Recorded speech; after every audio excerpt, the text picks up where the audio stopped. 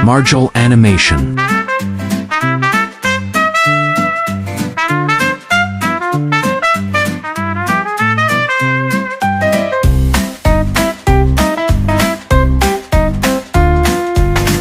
Pinoy sa social media. Mga kababayan, napansin nyo ba, Pinoy sa Facebook at TikTok mas mabilis pa mag-share ng fake news kaysa mag-reply sa text ng nanay nila. Pag Pinoy nag-post ng pagkain, kailangan may caption, "Kain tayo," kay Kim. Pero pag sumagot ka, "Sige, punta ako, bukok kam," biglang reply ay, "Sorry, ubos na." Sa TikTok, lahat may challenge. Pero Pinoy, kahit walang rhythm, go pa rin. Kaya ang ending, sayaw na mukhang CPR.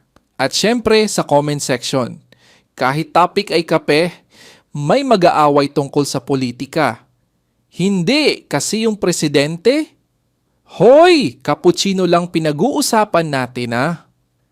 Kaya sa sobrang active ng Pinoy sa social media, kung mawawala ang internet, baka mas madami pang mag-walk out kaysa sa teleserye ending. Salamat po. Ako po si Marjol Animation.